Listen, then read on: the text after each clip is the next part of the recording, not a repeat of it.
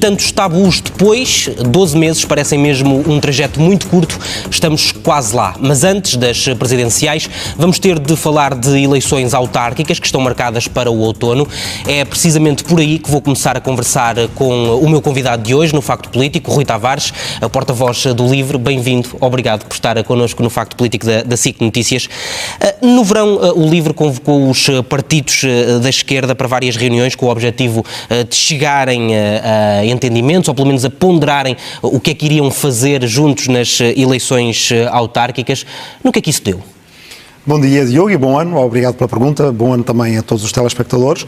Bem, deu que temos várias conversas a decorrer no plano local e em que conseguimos perceber com que partidos é que também havia uma indicação às suas próprias estruturas locais para que esse diálogo se iniciasse.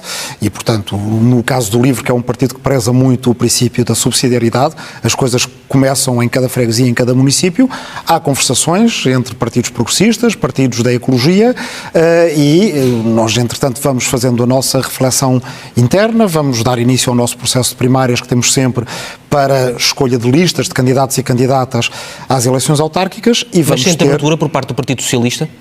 Do Partido Socialista, do Bloco de Esquerda, em alguns casos do próprio PAN, no caso do PCP, a resposta que tivemos foi que o PCP já tem a sua própria coligação, que é a CDU, e que, portanto, não fará outras coligações, acho que nem sequer em Lisboa, se bem interpreto aquilo que nos foi dito. E, em Lisboa, de resto, já foi apresentado um candidato. Onde já foi apresentado um candidato, o que em teoria não excluiria ainda uma convergência, porque os partidos podem ter as suas candidaturas e depois formarem uma lista conjunta que seja uma lista alternativa à presidência de Carlos Moedas, mas aparentemente nem sequer em Lisboa isso se verificará, mas contamos com os outros partidos que responderam positivamente ao repto. Mas ao dia de hoje, no caso particular de Lisboa, acha que esse entendimento com o Partido Socialista e com o Bloco de Esquerda está bem encaminhado? Eu creio que ele está atrasado, isso é o que mais me preocupa agora, porque nós vemos a situação em que está a cidade de Lisboa e uma alternativa de governação em Lisboa, ela deve ser feita a pensar em particular nos municípios de Lisboa. As pessoas, basta olhar para as ruas por estes dias, temos uma greve da recolha do lixo, ninguém diz que esse seja um problema fácil de resolver. Lisboa tem cerca de 800 cantoneiros, cada uma dessas pessoas, para que a gente valorize bem o que se passa pelas mãos de cada uma dessas pessoas, passa em média 1 tonelada do nosso lixo, do lixo que nós produzimos por dia, é uma quantidade impressionante. Só com uma visão estratégica a mais médio e longo prazo teria sido possível, por exemplo, automatizar a recolha em certos bairros da cidade em que isso é possível, porque Lisboa é uma cidade que tem muita variação. Alvalade não é como Alfama, mas conseguir automatizar em alguns lados permitiria ter mais gente a fazer recolha noutros sítios. Tem que se aumentar os salários, evidentemente, ninguém recolhe 1 tonelada de lixo por dia a receber o salário mínimo ao próximo disso. Bem, este é apenas um dos muitos problemas. Mas não concorda com o Presidente Carlos Moedas, que diz que esta greve que existiu nestes últimos dias do ano teve motivações políticas? Bem, não concordo absolutamente nada, quer dizer, acho que as desculpas com a política e os partidos já se escutaram há muito tempo, as desculpas com o passado já se escutaram há muito tempo. No primeiro ano ainda se pode dizer que os buracos na rua ou que o lixo são do Presidente da Câmara passado 3 anos, os buracos na rua e os problemas de lixo são do Presidente que está de turno. É assim com todos os Presidentes, é assim com Carlos Moedas, tem que se habituar a isso. Mas voltando à questão autárquica e eleitoral, porquê é que o PS há de querer entender-se com dois partidos que são irrelevantes no poder local? O que é que o PS ganha com isso? Olha, o LIVRE em 20 das 24 freguesias de Lisboa, para dar este exemplo porque estávamos em Lisboa, mas lá irei a outros, é o segundo partido à esquerda. Há freguesias em que estamos à frente da Iniciativa Liberal, há freguesias em que estamos à frente do Chega. E isso significa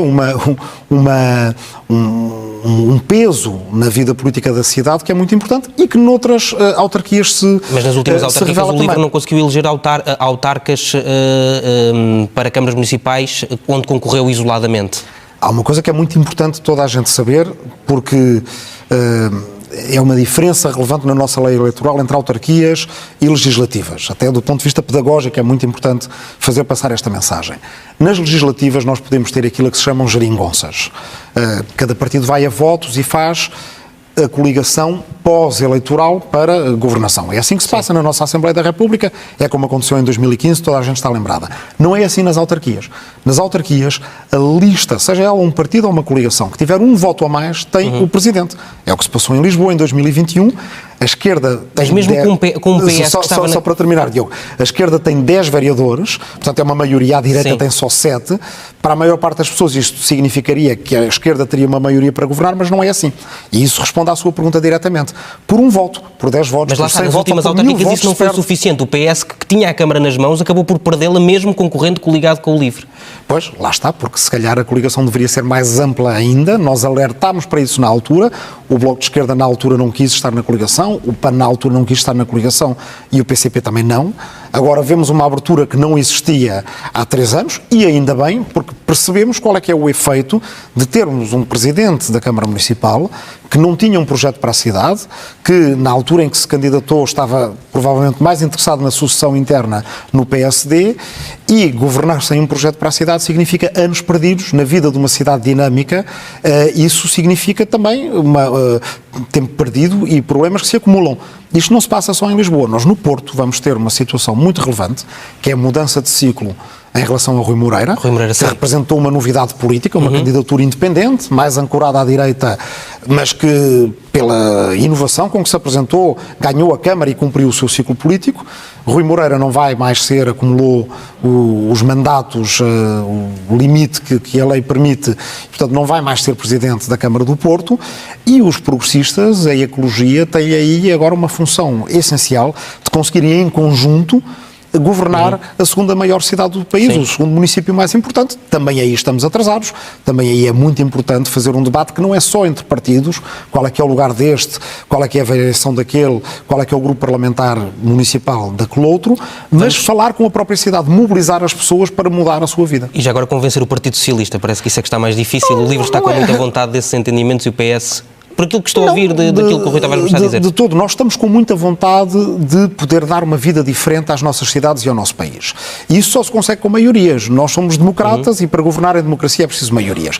É preciso convencer a maioria dos portuenses, dos barcarenses, dos setubalenses, dos farenses, de quem quer que seja, dos funchalenses, de que é importante governar de outra maneira, que é importante ter mais habitação pública para que as pessoas possam morar nas cidades onde estudam, onde trabalham, onde cresceram e nasceram. Bem, e isso, para isso é preciso maioria. E creio que essa ideia está clara. Preciso ter coligações que sejam amplas, porque lá está, a lei eleitoral autárquica assim obriga. Está clara. O Rui Tavares, enquanto deputado, ganha cerca de 4.000 euros, é mais ou menos essa a tabela da Assembleia da República. Acha que isto é um salário justo para o trabalho que faz diariamente? Bem, não é nunca aquilo que determinou o eu cumprir com um cargo político ou não, nem agora como deputado na Assembleia da República, nem antes como deputado no Parlamento Europeu. Mas parte da dignidade da função não é dada também pelo salário que é pago aos parlamentares? Não é só uma questão de dignidade, é uma questão também de sabermos que há condições para fazer um bom trabalho. Isso não depende só do salário de deputados e deputadas, depende das equipas de apoio, depende da capacidade técnica que há na Assembleia da República, e isso custa dinheiro, e temos que o dizer aos nossos concidadãos. A democracia custa dinheiro, é uma alternativa melhor do que as outras. Também depende disso, algo que é muito importante, que é não limitarmos a atividade da política a quem no fundo tem fortuna independente e se pode dar ao luxo de fazer política como hobby. Isso seria uma atitude... Mas não é isso que o LIVRE promove quando vota contra o fim do corte dos salários dos políticos? Não, o LIVRE o que disse muito claramente quando essa questão se levantou e quando falámos com lideranças de outros partidos sobre esse assunto é que estes deputados não deveriam votar o fim do corte em benefício próprio, que deveriam começar pelos autarcas, presidentes de junta que estiveram na primeira linha durante a pandemia, em geral todos os cargos autárquicos, até porque isso permitiria que no próximo ano as pessoas já escolhessem os seus autarcas com as novas regras, e que deveríamos votar o fim dos cortes de deputados e deputadas para o próximo mandato. E não foi essa a escolha nem de PSD nem de PS, quiseram que o fim dos cortes se aplicasse de imediato a partir do dia 1 de janeiro, o LIVRE respeita essa escolha e tomou até exclusivamente como responsabilidade do grupo parlamentar e até depois com muitas críticas que nos fizeram, uma decisão que é que o grupo parlamentar reservará esse dinheiro por uma bolsa de estudo, ou seja, não votamos em benefício próprio, o que achamos é que estes deputados deveriam votar... O LIVRE está com uma posição incrivelmente parecida com a do Chega. Não, de todo. Também vai dar uma parte do salário a instituições, também votou contra o fim do corte do salário dos políticos. Mas, eu fiz isso quando era deputado no Parlamento Europeu, não fiz disso tema de campanha, ainda nem havia Chega e na altura fiz bolsas de estudo com o meu próprio salário. Mas agora estão a fazer disso tema de campanha. Não estamos a fazer sistema de campanha. Repare, Diogo, a escolha que se colocava era: são cortes que vêm do tempo da Troika e, como outros cortes do tempo da Troika, devem acabar. No entanto, nós temos um privilégio enquanto deputados, enquanto legisladores, que nenhum outro português tem, que é nós podemos decidir sobre os nossos próprios cortes. Não foi assim com os professores, não foi assim com os polícias. E, portanto, nós achamos que não devemos decidir em benefício próprio. Sim. Qual é que era a nossa escolha, qual é que seria, e assim dissemos a jornalistas, outras lideranças parlamentares e a toda a gente. Nós votaríamos o fim dos cortes, mas apenas eles entrariam em vigor com a próxima eleição. E assim ficaria claro para os portugueses. Agora... Os portugueses escolheriam como avaliar o nosso mandato. Sim. E escolheriam quem beneficiaria do fim dos cortes. Uma vez que não foi esse o caminho que foi escolhido, nós, em coerência, devemos dizer... Se há outros partidos que votaram contra, mas recebem o fim dos cortes. Nós votámos contra, em coerência, e é uma decisão que apenas a nós nos obriga, enquanto deputados do grupo parlamentar, vamos reservar esse dinheiro, pô-lo de parte, dar uma bolsa de estudos, beneficiar um projeto que nós achamos interessante. Acho que é uma coisa... E há de ser possível também fazer já agora um escrutínio público dessa... E deixe-me dizer-lhe, Diogo, não é tema de campanha por duas razões. A campanha já passou há muito tempo e esta decisão que tomamos tem a ver com este mandato. O próximo mandato não tem... A verdade é que este ano pareceu um verdadeiro ano de campanha eleitoral. Mas já agora, o que é que lhe parece o nome do novo secretário-geral do Governo? É uma boa relação qualidade-preço?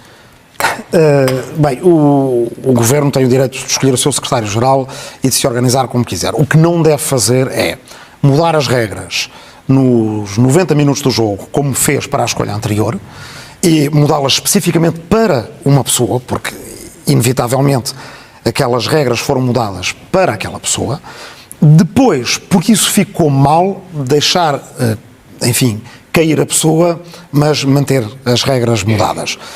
Claro que, enfim, com um pouco de politiquice à mistura, de luta com o Banco de Portugal e agora com alguma ofuscação que eu, com muita pena, vi o Ministro dos Assuntos Parlamentares, Pedro Duarte, fazer, dizendo que o dinheiro para o Estado era o mesmo porque já estávamos a pagar via Banco de Portugal e passaríamos a pagar via Orçamento de Estado. O Banco de Portugal é Banco de Portugal, mas é parte do Sistema Europeu de Bancos Centrais. Financia-se através dos lucros que tem pelas taxas de juro com que empresta à banca.